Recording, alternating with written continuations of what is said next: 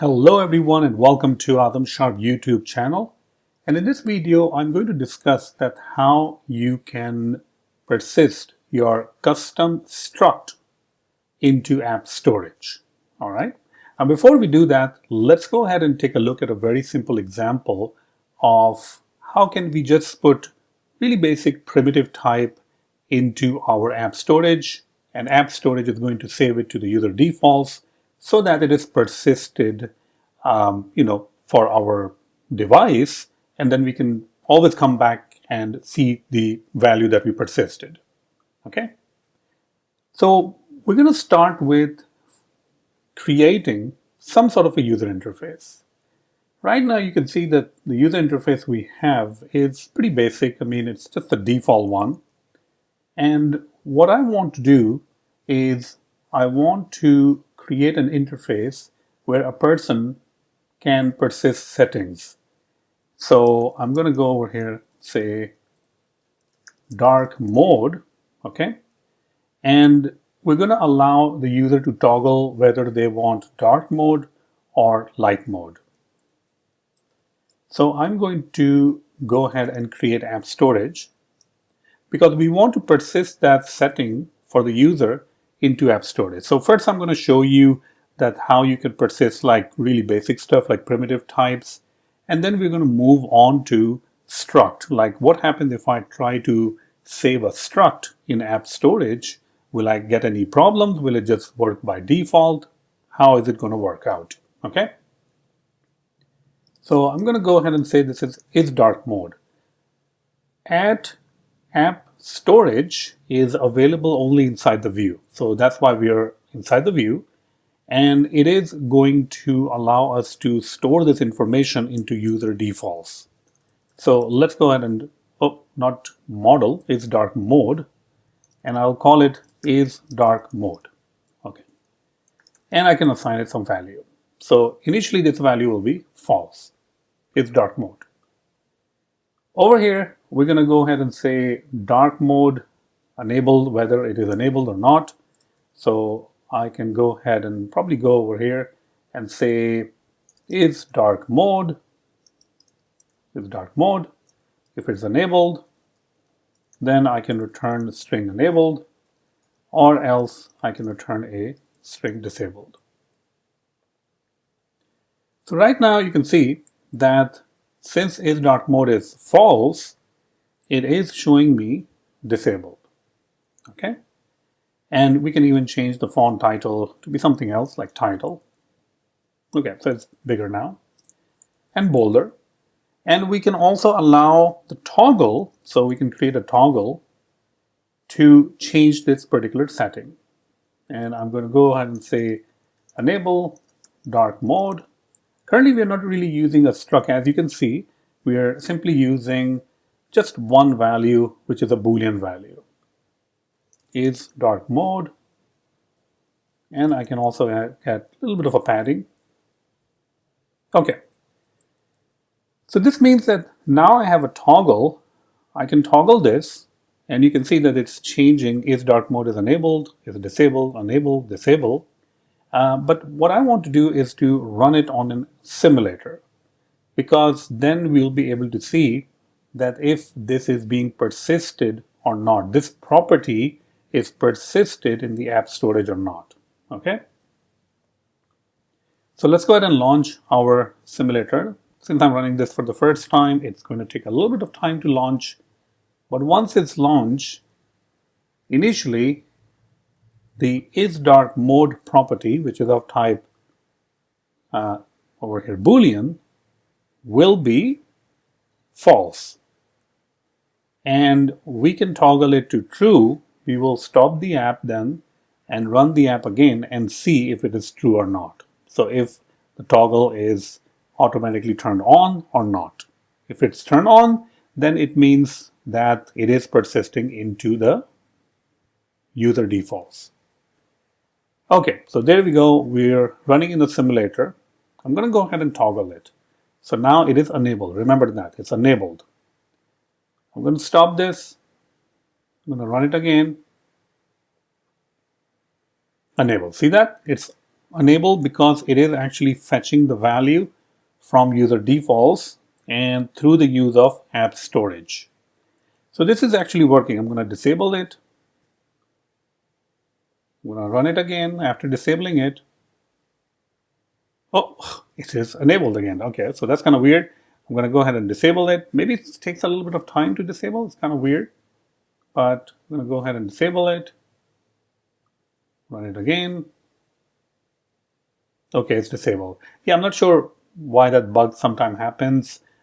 Maybe it's not really syncing the values really fast. I'm going to enable it again. It's enabled. Run it again.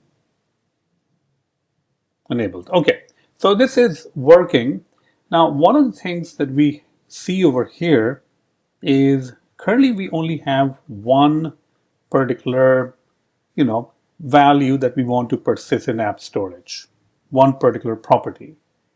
And that is fine in our case, but we can add more properties also. Maybe we want to persist the name, maybe we want to persist like, whether you want to use miles or kilometers and so on. And we can go ahead and create these things again and again, with different, obviously with different key, like whatever you want to persist over here and different property name. But you can already see that it's kind of getting messy over here, right? If you're saving like 3 or 4 different properties you want to persist into AppStorage, into UserDefaults, you will have to manage 3 or 4 different AppStorage properties. So now the question becomes, would it be nice to have a struct? Like if I go over here and I create a simple struct, let's say a struct, user settings. And in this user settings, I can go ahead and say is dark mode, which is Boolean. And what if we wanted to save this struct instead of using is dark mode as a property? Because in the struct, we can have more properties also. I mean, we're going to start with is dark mode property, but eventually we'll be able to add more properties in there. So the question is, well, how can we do that? Can I go ahead and create an AppStorage, call it user settings, private var user settings, and then we can create user settings. User settings. There we go. Okay, so when we do that, it kind of complains that, hey, you're missing the argument. Okay, so we're missing the is dark mode. I guess by default, we're just going to pass in false. If I go ahead and build it, it still complains. All right, so it's not really allowing us to use a struct, which is user settings in this case, which is a pretty basic one, as you can see, whenever we are putting it into AppStorage. And if we look at the problem over here, it's saying candidate required user setting conform to RawRepresentable requirement specified as value RawRepresentable. So this means that basically it's saying that the user setting must conform to RawRepresentable. Okay? So we need to update our struct so that it conforms to RawRepresentable. So we will update this part. Okay? Okay, let's go ahead and update that. I'm going to create an extension on user settings. And in the extension, I can go ahead and use RawRepresentable. Now, RawRepresentable is basically, it will consist of the initializer, where you will pass in the raw value, and it is going to, return you the decoded value. And the decoded value basically means it will be the user settings. So this init is going to make sure that we initialize, hence the init, a user setting. The other thing that we want to implement is also raw value itself. The raw value is basically a property, and that is going to return a raw value as a string. Because whenever you're using AppStorage, you can put kind of like primitive types. So in this case, it can be string or number. Now, we can't really convert a user setting to a number, but we can convert it to a string. And let's go ahead and see how we can do that. We can say data equals to JSON encoder dot encode self. Now, user setting itself is not really encodable. So let's go ahead and mark this with Codable also, so we can encode and decode it. And once we have that, there we go. Once we have the data, we will use a result. So this will be string, and we'll pass in the data itself.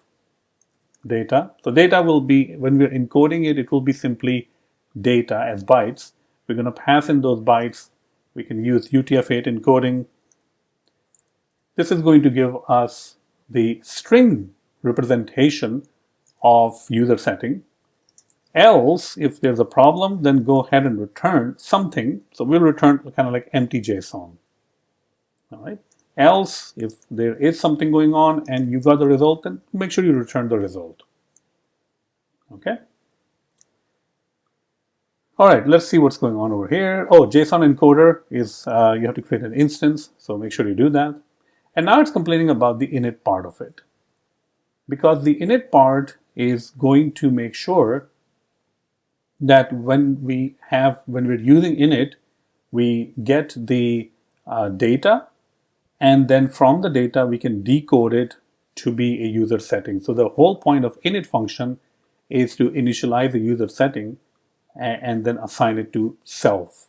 So we're going to go ahead and get the data. Data equals to raw value dot data using again UTF-8. And then we can say decoded equals to try JSON decoder. We're going to decode it to what? Well, we're going to decode it to user settings. So user settings, the data itself. User settings, oops, data. Else, I mean, if it's not able to decode correctly, then just return nil. If you are able to decode, then assign it to self. All right. There we go. So now our user setting is RawRepresentable. Now, one of the things you will see is that as soon as I do that, the AppStorage or AppStorage with user settings struct is not really giving me issues anymore.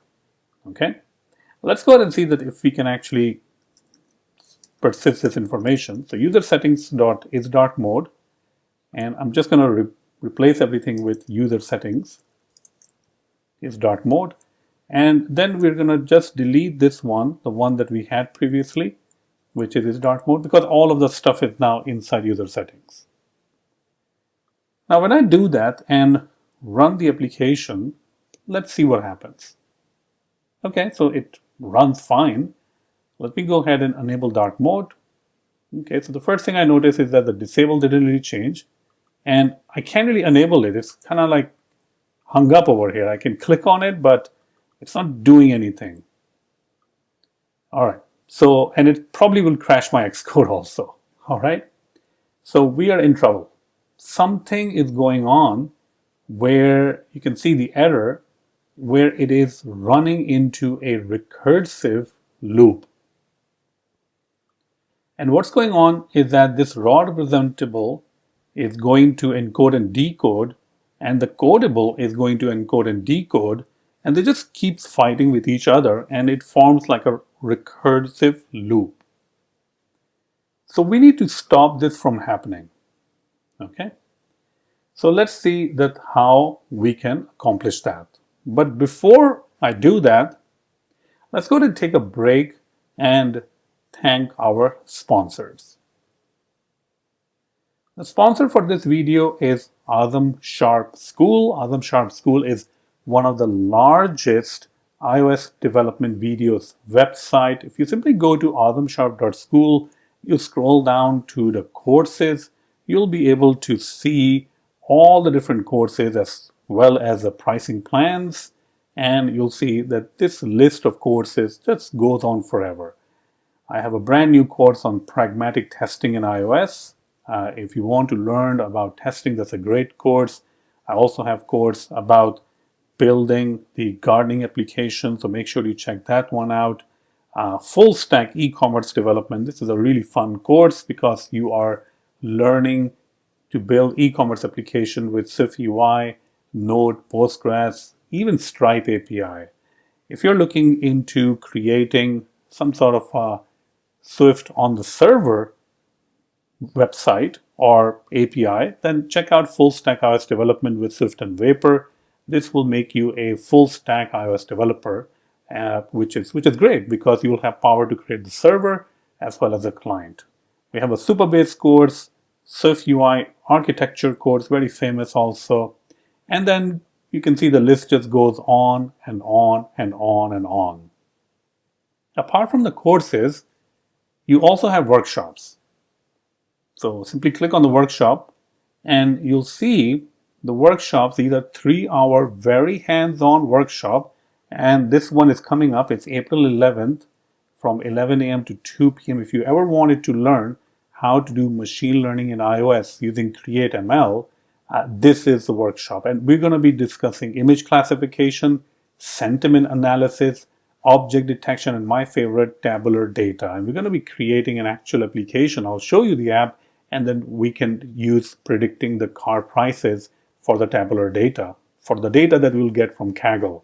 So it's going to be so much fun. Then we have other workshop coming up in Swift data fundamentals, and we have workshop for introduction to testing in iOS, as well as introduction to server-side Swift using Vapor. So lots of workshop, and these workshops usually cost around like thousands of dollars, but I'm giving it to you for only $129, and you'll get access to the repository. You'll get access to the recording and everything. So check out adamsharp.school and make sure to also share adamsharp.school on your social media. Thank you so much. Okay, so we are now back. So the problem that we're facing is whenever we conform to RawRepresentable, what happens is that it encodes, and the Codable also encodes, and it gets into this messy situation. So what we want to do over here is we want to just encode by ourselves. So what I'm going to do is I'm going to create another extension on user settings, and I can go ahead and implement encode and also decode, or basically init. All right. So in the encode part, we will need the coding keys because we are encoding the is dark mode, but we don't really have any coding keys. And that's pretty simple to create.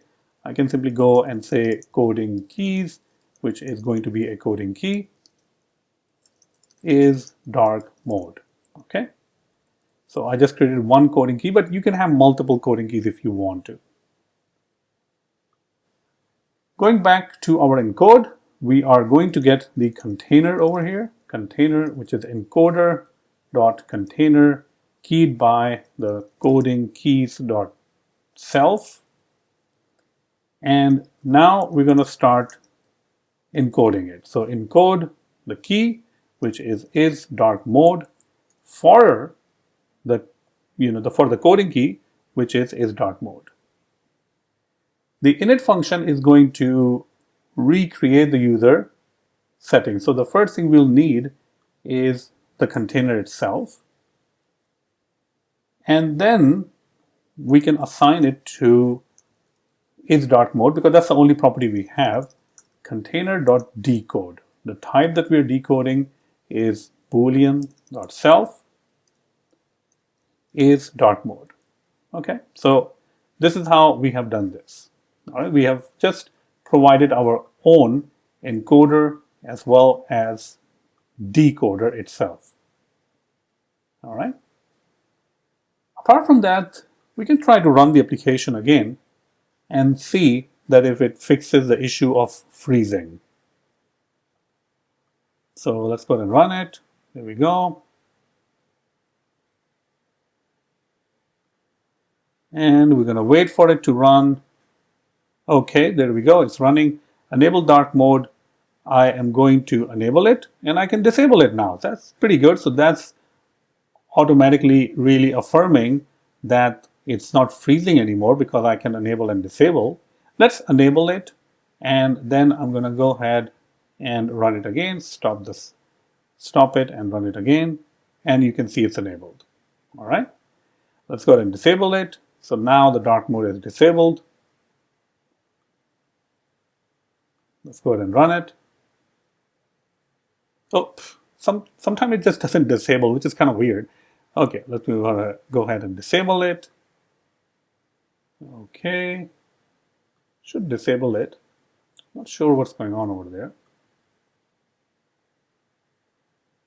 Okay, so there we go, it's disabled. All right, kind of weird because sometimes you'll see that it's not really disabled, which is kind of weird. Now, other thing that we can do is we can change our user setting and we can add a custom initializer. So I can say init dark mode, and if you don't really pass in the dark mode, we will just use false. So this means that now when we are initializing our user setting, we can make it a little bit more simpler by not passing anything, because if we don't pass anything, it will automatically be false. But if we're creating the user settings, the whole point of creating user setting was that so that we can use multiple settings over here, not just one. I mean, if I just wanted to use this dark mode, I would have just created the AppStorage like this and just use the isDark mode just like we were doing it before. So creating a struct does give us that ability that we can add more properties to our struct. And one of those properties I want to add will be the unit, which will be the measurement unit. So I'll call it measurement unit. Actually, I can also call it over here unit if you want to. Now, measurement unit doesn't really exist right now. So what I'll do is I will create this and I'll copy this because it's going to be quite simple. I'll just create a measurement unit. There we go. A measurement unit contains miles or kilometers. It does have a title property which simply returns some string values like miles and kilometers. It is string, codable, case, iterable, and identifiable. Okay. So now we can go ahead and use that. So I'm just going to say unit, which will be a measurement unit. And if you don't pass it, then we'll just default it to miles.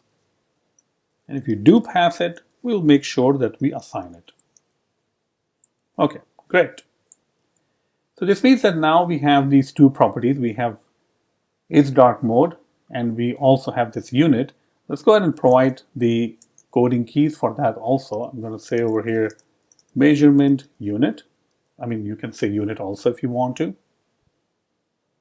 And for the encoder as well as for the decoder, we have to do that. So container.encode, and we're going to encode unit, which is for the key measurement unit.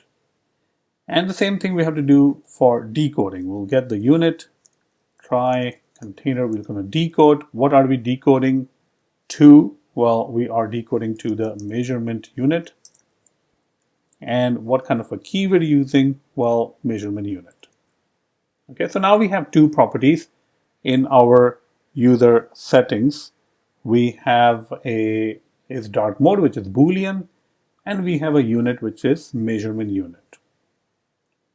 So now we can go into our application and see if that works or not. So the first thing I need to do is I just need to go ahead and create a picker that allows user to select these things. So I'm going to go ahead and create a picker. There we go. So that's our picker. And since we were conforming measurement unit to case iterable, you can see that we can iterate through the cases. And here we can see that our measurement units are being displayed. Let's go ahead and run the application. And this time we have two settings or two properties. So I can say dark mode is true, and I can say kilometers. And I can go ahead and stop my application and run it again. So it is enable dark mode is on and kilometers. So now enable dark mode is still on, but I'm going to go ahead and select miles. I don't know when it actually saves it to the app storage because there looks like there's some sort of a delay, but now you can see that it is persisted and it is miles. So in this video, you learn how you can encode and decode your custom struct into app storage. And you can actually use this technique. If you have more settings, you can definitely use more settings. And this will allow you to write code that is much more easy to maintain. Because if you don't do that and you have like 5 or 10 different properties, then it becomes a little bit hard to maintain those things. All right, so that's just one of the ways. There are some other ways that you can do that also, but that's just one of the ways that you have to use the RawRepresentable and Codable and encoder, decoder, and all that stuff. So hopefully you have enjoyed it. If you have enjoyed it, please do go ahead and share it on social media, on LinkedIn, on X, on Blue Sky, Mastodon, wherever, and that will always be appreciated. And also check out adamsharp.school. If you're already a student, if you like some course, then go ahead and talk about it on social media. That will allow other people to also check out these courses and workshops. All right. So thank you once again and hope you enjoyed the video.